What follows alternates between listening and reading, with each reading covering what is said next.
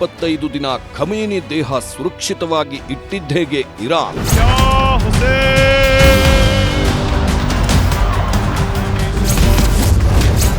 ಪವಾಡವೋ ಹೊಸ ತಂತ್ರವೋ ಖಮೇನಿ ದೇಹಕ್ಕೆ ಏನು ಮಾಡಿದ್ದು?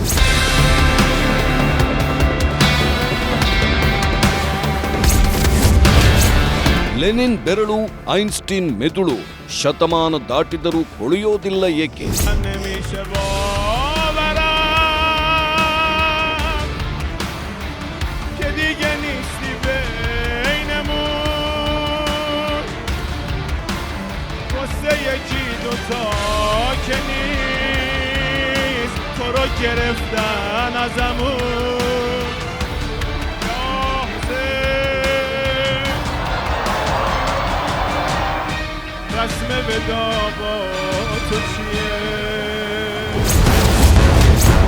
ಈಗ ಜಗತ್ತಿನಲ್ಲಿ ಕೇವಲ ಅಲಿ ಖಮೇನಿಯ ಅಂತ್ಯಕ್ರಿಯೆಯದ್ದೇ ಸುದ್ದಿ.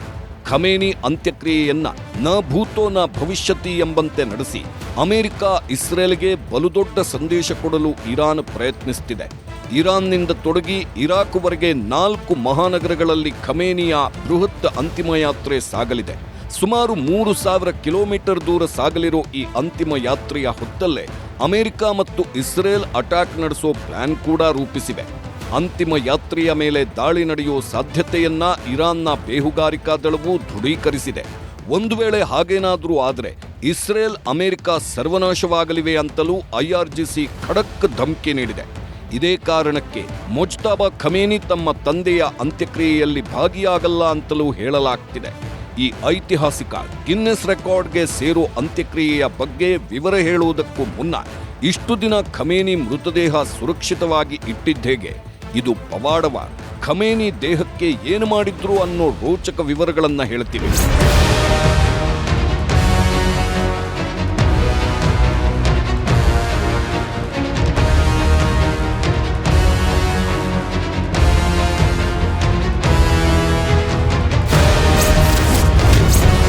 ನೂರ 25 ದಿನ ಎಲ್ಲಿತ್ತು ಖಮೇನಿ ಮೃತದೇಹ?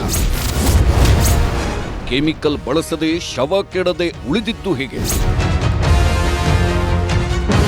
ಕಳೆದ ಫೆಬ್ರವರಿ 28ರಂದು ಟೆಹರಾನ್ ಮೇಲೆ ಅಮೆರಿಕ ನಡೆಸಿದ ದಾಳಿಯಲ್ಲಿ Iran supreme leader Ayatollah Ali Khamenei ಹತರಾಗಿದ್ದರು. ಅಂದ್ರೆ ಅವರ ಸಾವಿನ 131 ದಿನಗಳ ಬಳಿಕ ಈಗ ಅಂತ್ಯಕ್ರಿಯೆ ಪ್ರಕ್ರಿಯೆ ಶುರುವಾಗಿದೆ. ಇಷ್ಟು ಸುದೀರ್ಘ ಕಾಲ ಅವರ ಶವವನ್ನ ಯಾವ ರಾಸಾಯನಿಕವನ್ನೂ ಬಳಸದೆ ಕೆಡದಂತೆ ಇರಿಸಿದ್ದು ಹೇಗೆ? ಇಸ್ಲಾಮಿಕ್ ಪರಂಪರೆಯನ್ನ ಅನುಸರಿಸೋ ಇರಾನ್ನಲ್ಲಿ ಅಂತಹ ಟೆಕ್ನಿಕ್ ಏನಿದೆ? ಅಥವಾ ಇದೊಂದು ಪವಾಡವ ಎಂಬ ಪ್ರಶ್ನೆ ಈಗ ಎದ್ದಿದೆ.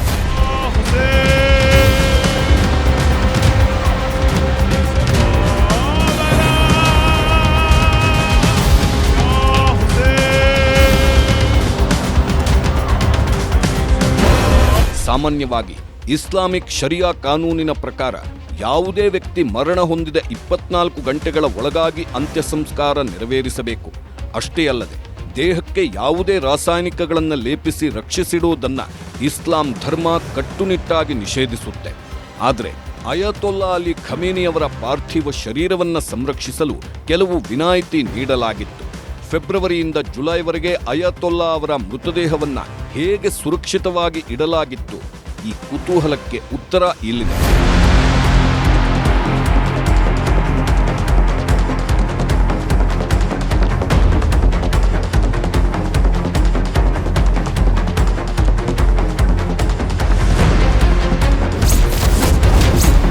ಎಂಬಾಮಿಂಗ್ ಇಲ್ಲದೆ ಶವ ಕೆಡದೆ ಉಳಿದಿದ್ದು ಹೇಗೆ? 131 ದಿನ ಎಲ್ಲಿತ್ತು ಖಮೇನಿ ಪಾರ್ಥಿವ ಶರೀರ? ಇಸ್ಲಾಂನಲ್ಲಿ ಮೃತದೇಹದ ಮೇಲೆ ರಾಸಾಯನಿಕ ಬಳಸೋದಕ್ಕೆ ಅಥವಾ ಎಂಬಾಮಿಂಗ್ ಅಂತ ಜಗತ್ತಿನಾದ್ಯಂತ ಪ್ರಸಿದ್ಧವಿರೋ ತಂತ್ರ ಅನುಸರಿಸೋದಕ್ಕೆ ಅನುಮತಿ ಇಲ್ಲ. ಹಾಗಾಗಿ ಖಮೇನಿ ಮೃತದೇಹಕ್ಕೆ ಯಾವುದೇ ರಾಸಾಯನಿಕವನ್ನ ಬಳಸಿ ಸುರಕ್ಷಿತವಾಗಿಟ್ಟಿಲ್ಲ. ಅಧಿಕಾರಿಗಳ ಪ್ರಕಾರ ಖಮೇನಿಯವರ ಪಾರ್ಥಿವ ಶರೀರ ಟೆಹರಾನ್ನ ಒಂದು ಹೈ ಸೆಕ್ಯುರಿಟಿ ಫೊರೆನ್ಸಿಕ್ ಲ್ಯಾಬ್ನ ಶೀತಲೀಕರಣ ಕೇಂದ್ರದಲ್ಲಿ ಅತ್ಯಂತ ಕಡಿಮೆ ತಾಪಮಾನದಲ್ಲಿ ಇರಿಸಲಾಗಿತ್ತು. ಇದೇ ವೈಜ್ಞಾನಿಕ ರೀತಿಯಲ್ಲಿ ಸುಮಾರು 131 ದಿನಗಳವರೆಗೆ ಶವವನ್ನ ಕೆಡದಂತೆ ಇರಿಸಲಾಗಿತ್ತು.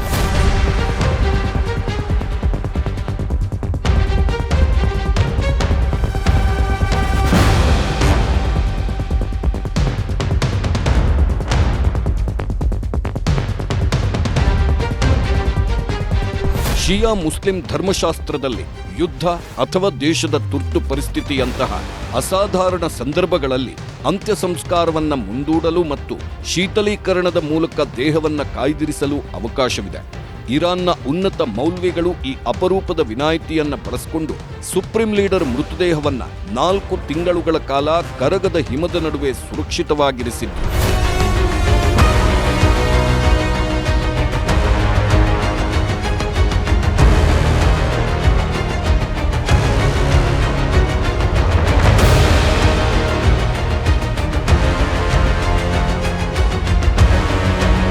ಖಮೇನಿ ಅಂತಲ್ಲ, ಈ ಹಿಂದೆ ಹೀಗೆ ಹಲವರ ಮೃತದೇಹಗಳನ್ನ ಬೇರೆ ಬೇರೆ ವಿಧಾನಗಳಲ್ಲಿ ಈಗಲೂ ಸುರಕ್ಷಿತವಾಗಿಡಲಾಗಿದೆ. ಕೆಲವರದ್ದಂತೂ ಶತಮಾನಗಳಿಂದ ಮೃತದೇಹ ಒಂಚೂರು ಕೆಡದಂತೆ ಭದ್ರವಾಗಿಡಲಾಗಿದೆ. ಹಲವು ಸರ್ವಾಧಿಕಾರಿಗಳನ್ನ, ಪೂರ್ವಜರನ್ನ ಈ ಜಗತ್ತು ಇನ್ನೂ ಹೂಳದೆ ಸುಡದೆ ಅವರ ಶರೀರವನ್ನ ವೈಜ್ಞಾನಿಕ ವಿಧಾನಗಳಿಂದ ಹಾಗೆಯೇ ಸಂರಕ್ಷಿಸಿಟ್ಟಿದೆ. ಕೆಲವರದ್ದು ಇಡೀ ದೇಹ, ಇನ್ನು ಕೆಲವರದ್ದು ನಿರ್ದಿಷ್ಟ ಅಂಗಾಂಗಗಳು.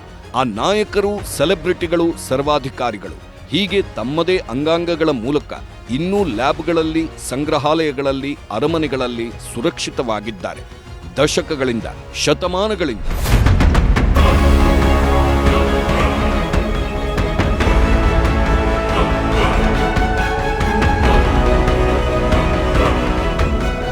ರಷ್ಯಾದ ಇತಿಹಾಸ ಕಂಡ ಮಹತ್ವದ ನಾಯಕ, ರಷ್ಯನ್ ಕ್ರಾಂತಿಯ ಹರಿಕಾರ ವ್ಲಾಡಿಮಿರ್ ಲೆನಿನ್ ಮಾಸ್ಕೋದ ರೆಡ್ ಸ್ಕ್ವೇರ್ನಲ್ಲಿರುವ ಸಮಾಧಿಯಲ್ಲಿ ಇನ್ನೂ ಜೀವಂತ ಇದ್ದಾರೆ.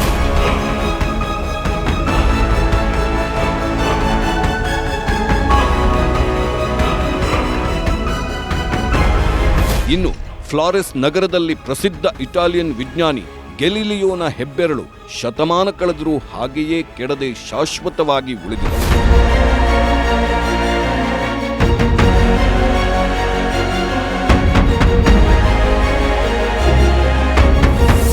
ವಿಶ್ವದ ಶ್ರೇಷ್ಠ ವಿಜ್ಞಾನಿ ಆಲ್ಬರ್ಟ್ ಐನ್ಸ್ಟೀನ್ ಅವರ ಮಿದುಳು ಕೂಡ ಇದೇ ರೀತಿ ಶಾಶ್ವತವಾಗಿ ಉಳಿದುಕೊಂಡಿದೆ.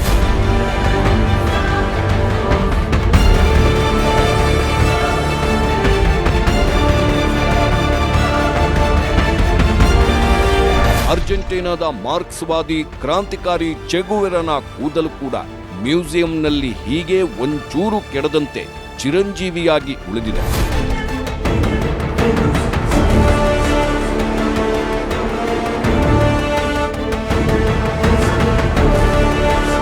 ಅಮೆರಿಕಾದ ಮಾಜಿ ಅಧ್ಯಕ್ಷ ಅಬ್ರಹಂ ಲಿಂಕನ್ ಅವರ ದೇಹದ ಒಂದು ಮೂಳೆ ಇದೇ ರೀತಿ ಅಮೆರಿಕಾದ ಒಂದು ಮ್ಯೂಸಿಯಂನಲ್ಲಿ ಶಾಶ್ವತವಾಗಿ ಉಳಿದುಕೊಂಡಿದೆ.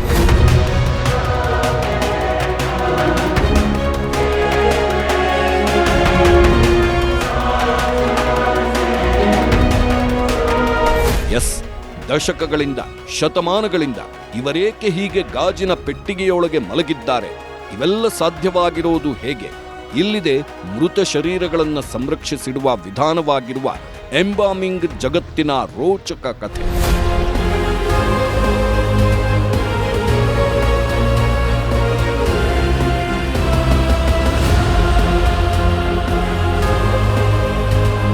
ಹುಟ್ಟಿದ ಮೇಲೆ ಸಾವು ನಿಶ್ಚಿತ. ಒಂದಲ್ಲ ಒಂದು ದಿನ ಸಾವು ಬಂದೇ ಬರುತ್ತೆ. ಆದರೆ ಕೆಲವರಿಗೆ ಸಾವು ಅನ್ನೋದೇ ಇರೋದಿಲ್ಲ. ಸಾವಿನ ಬಳಿಕವೂ ಅವರು ಬದುಕಿರುತ್ತಾರೆ. ಹಾಗೆ ಸಾವಿನ ಬಳಿಕವೂ ದೇಹ ಜೀವಂತ ಇರೋ ಸರ್ವಾಧಿಕಾರಿಗಳು, ನಾಯಕರು, ಸೆಲೆಬ್ರಿಟಿಗಳು ಅದೆಷ್ಟೋ ಮಂದಿ.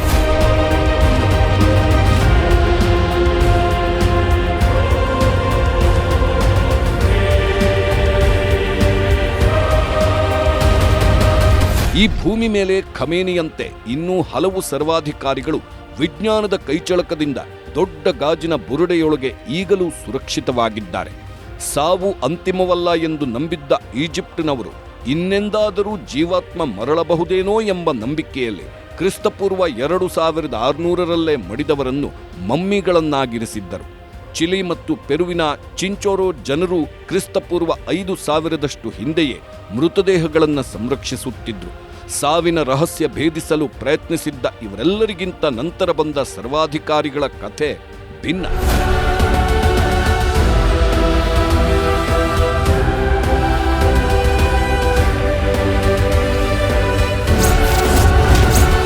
ಏನಿದು ಶವ ಕೆಡದಂತೆ ಉಳಿಸೋ ಟೆಕ್ನಿಕ್? ಲೆನಿನ್ ಶತಮಾನದಿಂದ ಮಾಸ್ಕೋದ ಕೆಂಪು ಚೌಕದ ಗಾಜಿನ ಪೆಟ್ಟಿಗೆಯೊಳಗೆ ತಣ್ಣಗೆ ಮಲಗಿದ್ದಾನೆ. ಮಾವೋ ಝೆಡಾಂಗ್ನ ಮೃತದೇಹವು ಸುಮಾರು 5 ದಶಕಗಳಿಂದ ಚೀನಾದಲ್ಲಿ ಗಾಜಿನ ಪೆಟ್ಟಿಗೆಯೊಳಗೆ ಹಾಗೆಯೇ ನಗುಮೊಗದಲ್ಲಿದೆ. ಉತ್ತರ ಕೊರಿಯಾದ ಹುಚ್ಚುದೊರೆ ಕಿಮ್ ಜಾಂಗ್ ಉನ್ ತನ್ನ ತಂದೆ ತಾತನನ್ನು ಇನ್ನೂ ಭದ್ರವಾಗಿಟ್ಟಿದ್ದಾನೆ. ಇವರ ಶರೀರವನ್ನೆಲ್ಲ ಕೊಳೆಯದಂತೆ, ಕಿಂಚಿತ್ತೂ ನಾರದಂತೆ ತಾಜಾವಾಗಿ ಸಂರಕ್ಷಿಸಿಟ್ಟಿರುವುದು ವಿಜ್ಞಾನದ ಎಂಬಾಮಿಂಗ್ ತಂತ್ರ.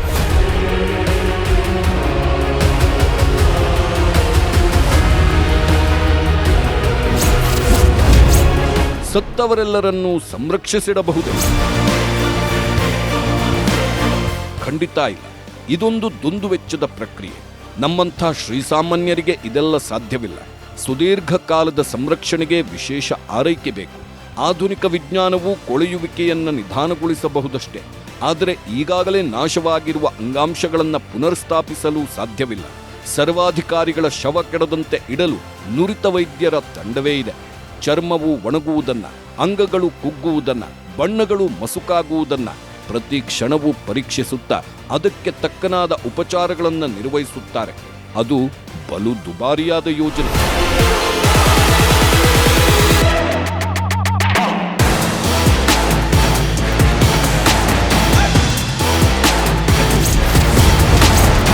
ಏನಿದು ಎಂಬಾಮಿಂಗ್ ಪ್ರಕ್ರಿಯೆ? ಮೃತದೇಹವನ್ನ ಸಾಮಾನ್ಯಕ್ಕಿಂತ ಹೆಚ್ಚು ಕಾಲ ಸಂರಕ್ಷಿಸಲು ಎಂಬಾಮಿಂಗ್ ಮಾಡಲಾಗುತ್ತೆ. ಅಂದರೆ ಮೃತದೇಹ ಕೊಳೆಯುವುದನ್ನು ತಡೆಯಲು ಮೃತದೇಹದ ಮೇಲೆ ವಿಶೇಷ ರಾಸಾಯನಿಕಗಳನ್ನು ಲೇಪಿಸಲಾಗುತ್ತೆ. ಆದರೆ ಇದನ್ನ ಯಾರು ಬೇಕೋ ಅವರು ಯಾವಾಗ ಬೇಕಾದರೆ ಆಗ ಮಾಡುವಂತಿಲ್ಲ. ವೈದ್ಯರು ಮತ್ತು ಫೊರೆನ್ಸಿಕ್ ತಜ್ಞರ ಮೇಲ್ವಿಚಾರಣೆಯಲ್ಲಿ ಈ ಕೆಲಸವನ್ನ ಮಾಡಲಾಗುತ್ತೆ. ಲೇಪನದ ಪ್ರಕ್ರಿಯೆಯು ಸಾವಿರಾರು ವರ್ಷಗಳಿಂದ ವಿವಿಧ ರೂಪಗಳಲ್ಲಿ ಪ್ರಚಲಿತದಲ್ಲಿದೆ. ದೇಹವನ್ನು ಅನೇಕ ವರ್ಷಗಳು ಅಥವಾ ಶತಮಾನಗಳವರೆಗೆ ಸಂರಕ್ಷಿಸಲು ಇನ್ನೂ ವಿಶೇಷ ವಿಧಾನಗಳಿವೆ. ಪ್ರಾಚೀನ ಈಜಿಪ್ಟ್ನ ಮಮ್ಮಿಫಿಕೇಶನ್ ಪದ್ಧತಿಯಲ್ಲಿ ದೇಹದ ಒಳಾಂಗಗಳನ್ನು ತೆಗೆದು ನ್ಯಾಟ್ರಾನ್ ಅಥವಾ ಉಪ್ಪಿನಂಥ ಖನಿಜ ಮಿಶ್ರಣ ಬಳಸಿ ದೇಹದ ತೇವಾಂಶವನ್ನು ಸಂಪೂರ್ಣವಾಗಿ ತೆಗೆದುಹಾಕುತ್ತಿದ್ರು. ನಂತರ ಸುಗಂಧ ದ್ರವ್ಯಗಳು, ರೆಸಿನ್ ಮತ್ತು ಬಟ್ಟೆ ಸುತ್ತಿ ಮಮ್ಮಿ ಮಾಡುತ್ತಿದ್ರು. ಆ ಕಾರಣಕ್ಕೆ ಈಜಿಪ್ಟಿನ ಪಿರಮಿಡ್ಗಳಲ್ಲಿ ಸಾವಿರಾರು ವರ್ಷಗಳ ಹಿಂದಿನ ಶವಗಳು ಇಂದಿಗೂ ಸುರಕ್ಷಿತವಾಗಿವೆ. 17ನೇ ಶತಮಾನದಲ್ಲಿ ಬ್ರಿಟಿಷ್ ಭೌತಶಾಸ್ತ್ರಜ್ಞ ವಿಲಿಯಂ ಹಾರ್ವೆ ಹೊಸ ವಿಧಾನ ಕಂಡುಹಿಡಿದು ದೇಹದ ಅಪಧಮನಿಗಳಿಗೆ ವಿಶೇಷ ರಾಸಾಯನಿಕವನ್ನು ಪೂರಣ ಮಾಡುವ ಪ್ರಯೋಗ ಕೈಗೊಂಡ.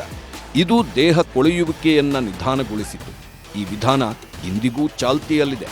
ಇದರ ಹೊರತಾಗಿ ಅತಿ ಕಡಿಮೆ ಉಷ್ಣಾಂಶದಲ್ಲಿ ಕ್ರಯೋ ಪ್ರಿಸರ್ವೇಷನ್, ದೇಹದ ನೀರನ್ನು ತೆಗೆದು ಒಣಗಿಸುವ ಪ್ಲಾಸ್ಟಿನೇಷನ್ ಮುಂತಾದ ಆಧುನಿಕ ವಿಧಾನಗಳೂ ಇವೆ. ಮುಚ್ಚಿದ ಹವಾನಿಯಂತ್ರಿತ ಪೆಟ್ಟಿಗೆಯಲ್ಲಿಟ್ಟು ವ್ಯಾಕ್ಸ್ ಮತ್ತು ಮೇಕಪ್ ವಿಧಾನಗಳಿಂದ ಮುಖ ಮತ್ತು ಕೈಗಳು ಸಹಜವಾಗಿ ಕಾಣುವಂತೆ ಮಾಡಲಾಗುತ್ತೆ. ಮೃತ ಸರ್ವಾಧಿಕಾರಿಗಳು ಈ ಬಗೆಯಿಂದಲೇ ಇನ್ನೂ ಅವತ್ತಿನ ಮುಖಭಾವದಿಂದಲೇ ಮಲಗಿರುವಂತೆ ಭಾಸವಾಗುತ್ತದೆ.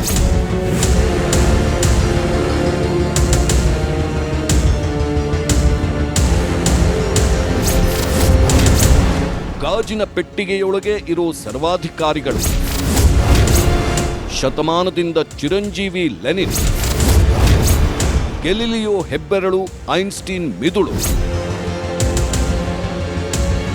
ಹೀಗೆ ದೇಹವನ್ನಷ್ಟೇ ಅಲ್ಲ, ಪ್ರಸಿದ್ಧ ವ್ಯಕ್ತಿಗಳ ಅಂಗಾಂಗಗಳನ್ನು ಪ್ರತ್ಯೇಕವಾಗಿ ಸಂರಕ್ಷಿಸಿಡಲಾಗಿದೆ. ಗೌತಮ ಬುದ್ಧನ ಹಲ್ಲನ್ನು ಇದೇ ರೀತಿ ಶ್ರೀಲಂಕಾದ ಬೌದ್ಧಾಲಯವೊಂದರಲ್ಲಿ ಸಂಗ್ರಹಿಸಿಡಲಾಗಿದೆ ಅಂತಲೂ ಹೇಳಲಾಗುತ್ತೆ. ಇನ್ನು ಫ್ಲಾರೆಸ್ ನಗರದಲ್ಲಿ ಪ್ರಸಿದ್ಧ ಇಟಾಲಿಯನ್ ವಿಜ್ಞಾನಿ ಗೆಲಿಲಿಯೋ ಹೆಬ್ಬೆರಳು ಇನ್ನೂ ಹಾಗೆಯೇ ಇದೆ. ಜಗತ್ಪ್ರಸಿದ್ಧ ಫ್ರೆಂಚ್ ರಾಜ ನೆಪೋಲಿಯನ್ ಬೋನಾಪಾರ್ಟೆಯ ಶಿಶ್ನ ಕೂಡ ಅಮೆರಿಕಾದ ಮ್ಯೂಸಿಯಂನಲ್ಲಿ ಅಧ್ಯಯನಕ್ಕೆ ವಸ್ತುವಾಗಿದೆ. 1955ರಲ್ಲಿ ವಿಜ್ಞಾನಿ ಆಲ್ಬರ್ಟ್ ಐನ್ಸ್ಟೀನ್ ಸಾವಿಗೀಡಾದಾಗ ಅವರ ಮಿದುಳನ್ನ ತನಿಖೆಗಾಗಿ ಹೊರತೆಗೆದು ದಶಕಗಳಿಂದ ಸಂಶೋಧನೆ ನಡೆಸಲಾಗುತ್ತಿದೆ. ಫ್ರೀಜರುಗಳಲ್ಲಿರುವವರೆಲ್ಲ ಮತ್ತೆ ಬದುಕಿ ಬರ್ತಾರೆ. ಇನ್ನೂ ಕೆಲವು ಆಗರ್ಭ ಶ್ರೀಮಂತರು ತಮ್ಮ ಪೂರ್ವಜರನ್ನ ಮಣ್ಣು ಮಾಡದೆ ಈಗಲೂ ಕ್ರಯೋಜೆನಿಕ್ಸ್ ಫ್ರೀಜರ್ಗಳಲ್ಲಿ ಸಂರಕ್ಷಿಸಿಟ್ಟಿದ್ದಾರೆ.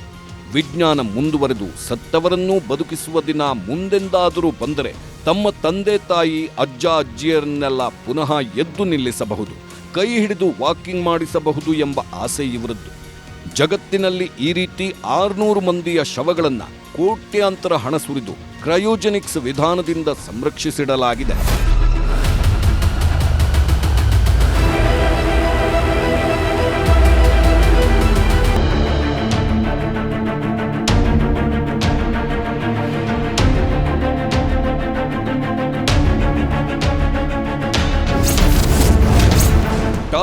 ಖಮೇನಿ ಅಂತಿಮ ಯಾತ್ರೆ, ಅಮೆರಿಕ ಇಸ್ರೇಲ್ಗೆ ಇರಾನ್ನ ಧಮ್ಕಿ. ಜುಲೈ 9ರಂದು ಅಯಾತೊಲ್ಲಾ ಅಲಿ ಖಮೇನಿಯವರ ಅಂತ್ಯಕ್ರಿಯೆ ನಡೆಯಲಿದೆ. ಅದಕ್ಕೂ ಮುನ್ನ 4-5 ದಿನ ಇರಾನ್, ಇರಾಕ್ ಎರಡೂ ದೇಶಗಳ 4 ಮಹಾನಗರಗಳಲ್ಲಿ ಬೃಹತ್ ಅಂತಿಮ ಯಾತ್ರೆ ಸಾಗಲಿದೆ. ಈಗಾಗಲೇ ಇರಾನ್ನ ಜನತೆ ತಮ್ಮ ಸುಪ್ರೀಂ ಲೀಡರ್ನ ಅಂತಿಮ ಯಾತ್ರೆಯಲ್ಲಿ ಭಾಗಿಯಾಗಲು ದೇಶಾದ್ಯಂತದಿಂದ ಟೆಹರಾನ್ನತ್ತ ಧಾವಿಸುತ್ತಿದ್ದಾರೆ. ಇರಾನ್ನಲ್ಲಿ ಕಪ್ಪು ಬಟ್ಟೆ ಧರಿಸಿದ ಕೋಟ್ಯಾಂತರ ಜನ ಶೋಕಸಾಗರದಲ್ಲಿ ಮುಳುಗಿದ್ದಾರೆ. ಖಮೇನಿ ನಿಧನರಾಗಿ 131 ದಿನಗಳ ಬಳಿಕ ಮೊದಲ ಬಾರಿ ಅವರ ಪಾರ್ಥಿವ ಶರೀರವನ್ನು ಸಾರ್ವಜನಿಕರ ದರ್ಶನಕ್ಕೆ ಇಡಲಾಗಿದೆ. ಅದರ ಜೊತೆಗೆ ಅವರ 7 ದಿನಗಳ ಅಂತಿಮ ಯಾತ್ರೆಯೂ ಶುರುವಾಗಿದೆ. ಈ ಯಾತ್ರೆ ಇರಾನ್, ಇರಾಕ್ನ 4 ನಗರಗಳಲ್ಲಿ ಹಾದು ಸುಮಾರು 3000 ಕಿಲೋಮೀಟರ್ ದೂರ ಸಾಗಲಿದೆ ಮತ್ತು ಇರಾನ್ನ ಮಶಹದ್ ನಗರದಲ್ಲಿ ಅಂತ್ಯವಾಗಲಿದೆ. ಅಲ್ಲೇ ಅವರ ದಫನ್ ಮಾಡಲಾಗುತ್ತೆ. ಆದರೆ ಈ ಯಾತ್ರೆಯ ಮೇಲೆಯೇ ಅಮೆರಿಕ ಇಸ್ರೇಲ್ ದಾಳಿ ನಡೆಸೋ ಭೀತಿ ಈಗ ಎದುರಾಗಿದೆ. ಅಮೆರಿಕ ಒಂದು ವೇಳೆ ಇಂಥ ದುಸ್ಸಾಹಸಕ್ಕೆ ಕೈ ಹಾಕಿದ್ದೇ ಆದಲ್ಲಿ ಬಲುದೊಡ್ಡ ವಿನಾಶ ಸಂಭವಿಸುವುದು ಪಕ್ಕಾ ಅಂತಲೂ ಹೇಳಲಾಗ್ತಿದೆ.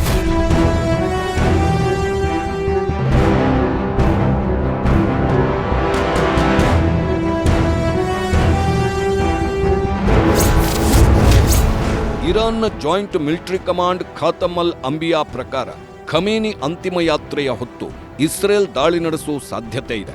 ಆದರೆ ಒಂದು ವೇಳೆ ಹಾಗೇನಾದರೂ ಆದರೆ ಅಮೆರಿಕ ಇಸ್ರೇಲ್ನ ಸರ್ವನಾಶ ಖಂಡಿತ ಅಂತ ಇರಾನ್ನ ಜಾಯಿಂಟ್ ಮಿಲಿಟರಿ ಕಮಾಂಡ್ನ chief commander Ali Abdollahi warning ನೀಡಿದ್ದಾರೆ. 7 ದಿನಗಳ ಶೋಕಾಚರಣೆ ವೇಳೆ ದಾಳಿ ನಡೆದರೆ ಪರಿಸ್ಥಿತಿ ಗಂಭೀರವಾಗಿರುತ್ತೆ, ಸರ್ವನಾಶವೇ ಆಗುತ್ತೆ ಅಂತ ಕಮಾಂಡರ್ ಅಲಿ ಅಬ್ದುಲ್ಲಾಹಿ ಬಿಗ್ ವಾರ್ನಿಂಗ್ ನೀಡಿದ್ದಾರೆ.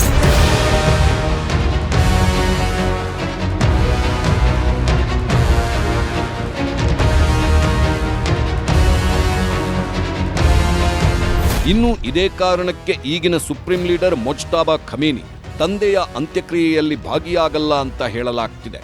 ಈಗಾಗಲೇ ಇಸ್ರೇಲ್ ಕೂಡ ಮೊಜ್ತಬಾ ಅವರಿಗೆ ಡೆತ್ ವಾರೆಂಟ್ ನೀಡಿದೆ. ಇಸ್ರೇಲ್ನ ಹಿಟ್ ಲಿಸ್ಟ್ನಲ್ಲಿ ಮೊಜ್ತಬಾ ಖಮೇನಿ ಇದ್ದಾರೆ. ماندنی و جاودانی هستند برای همه ما، برای ایران عزیزم، برای امت ما و ما هیچگاه با ایشون ودا نخواهیم کرد. یک جمله با ایشون خواهیم بود. یک جمله خطاب به اونهایی که چش دارن خاک ما رو. اونها ಅಲಿ ಖಮೇನಿ 3000 ಕಿಲೋಮೀಟರ್ ಅಂತಿಮ ಯಾತ್ರೆ. ಖಮೇನಿಯ ಸಾವಿನ 4 ತಿಂಗಳ ಬಳಿಕ ಅಂತ್ಯಕ್ರಿಯೆ ನಡೆಯುತ್ತಿದೆ ಮತ್ತು ಅದು ಅಮೆರಿಕಕ್ಕೆ ಒಂದು ದೊಡ್ಡ ಸಂದೇಶ ಕೊಡುವ ಕಾರ್ಯಕ್ರಮವಾಗಿ ರೂಪುಗೊಳ್ಳುತ್ತಿದೆ. 3000 ಕಿಲೋಮೀಟರ್ ಉದ್ದ ಸಾಗಲಿರುವ ಖಮೇನಿ ಅಂತಿಮ ಯಾತ್ರೆಯ ಮಾರ್ಗವನ್ನು ಗಮನಿಸೋದಾದರೆ ಅಯತೊಲ್ಲಾ ಅಲಿ ಖಮೇನಿ ಅವರ ಅಂತ್ಯಕ್ರಿಯೆ ವಿಧಿವಿಧಾನಗಳು ಜುಲೈ 4ರಿಂದ ಆರಂಭವಾಗಲಿದೆ. ಜುಲೈ 6ರಂದು ಟೆಹರಾನ್ನ ಪ್ರಮುಖ ಬೀದಿಗಳಲ್ಲಿ ಪಾರ್ಥಿವ ಶರೀರದ ಬೃಹತ್ ಮೆರವಣಿಗೆ ನಡೆಯಲಿದೆ. ಜುಲೈ 7ರಂದು ಇರಾನ್ನ ಧಾರ್ಮಿಕ ಶ್ರದ್ಧಾ ಕೇಂದ್ರ ಹಾಗೂ ಮೌಲ್ವಿಗಳ ಭದ್ರಕೋಟೆಯಾದ ಕೋಮ್ ನಗರಕ್ಕೆ ತರಲಾಗುತ್ತೆ. ಜುಲೈ 8ರಂದು ಇರಾಕ್ನ ಪವಿತ್ರ ಶಿಯಾ ನಗರಗಳಾದ ನಜಕ್ ಮತ್ತು ಕರ್ಬಲಾಗೆ ಖಮೇನಿ ಅವರ ಪಾರ್ಥಿವ ಶರೀರ ಕೊಂಡೊಯ್ಯಲಾಗುತ್ತೆ. ಅಂತಿಮವಾಗಿ ಜುಲೈ 9ರಂದು ಖಮೇನಿ ಅವರ ಜನ್ಮಸ್ಥಳವಾದ ಮಶಾದ್ನ ಪವಿತ್ರ ಇಮಾಮ್ ರೆಜಾ ದರ್ಗಾ ಆವರಣದಲ್ಲಿ ಇರಾನ್ ಮಾಜಿ ಸರ್ವೋಚ್ಚ ನಾಯಕನನ್ನ ದಫನ್ ಮಾಡಲಾಗುತ್ತೆ. ಹೀಗೆ 3000 ಕಿಲೋಮೀಟರ್ ದೂರ ಖಮೇನಿಯ ಅಂತಿಮ ಯಾತ್ರೆ ಸಾಗಲಿದೆ.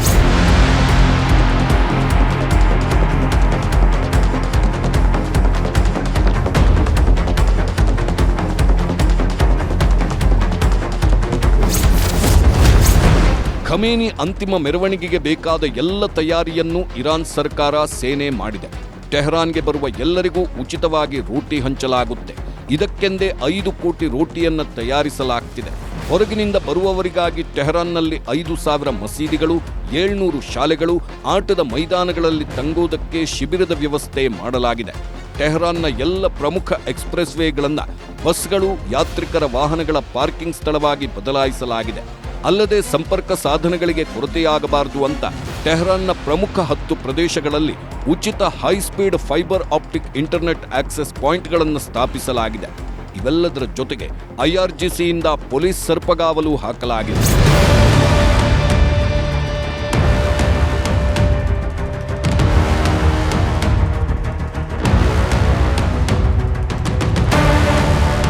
ಈ ಹಿಂದಿನ ಸುಪ್ರೀಂ ಲೀಡರ್ನ ಅಂತ್ಯಕ್ರಿಯೆಯಲ್ಲಿ 1 ಕೋಟಿ ಜನ ಭಾಗಿಯಾಗಿದ್ರು. ಆಗ ಇರಾನ್ನ ಒಟ್ಟು ಜನಸಂಖ್ಯೆ ಇದ್ದದ್ದು 6 ಕೋಟಿ. ಅಂದ್ರೆ 1/6 ಜನ ಈ ಹಿಂದಿನ ಸುಪ್ರೀಂ ಲೀಡರ್ನ ಅಂತ್ಯಕ್ರಿಯೆಯಲ್ಲಿ ಭಾಗಿಯಾಗಿದ್ರು. ಅದು ಇಡೀ ಜಗತ್ತಲ್ಲೇ ಒಂದು ಐತಿಹಾಸಿಕ ದಾಖಲೆಯಾಗಿತ್ತು. ಈಗ ಮತ್ತೊಂದು ದಾಖಲೆ ನಿರ್ಮಾಣವಾಗಲಿದೆ ಅಂತಲೇ ಹೇಳಲಾಗ್ತಿದೆ. ಅಂದ್ರೆ ಈ ಬಾರಿ 2 ಕೋಟಿ ಜನ ಭಾಗಿಯಾಗುವ ಸಾಧ್ಯತೆ ಇದೆ.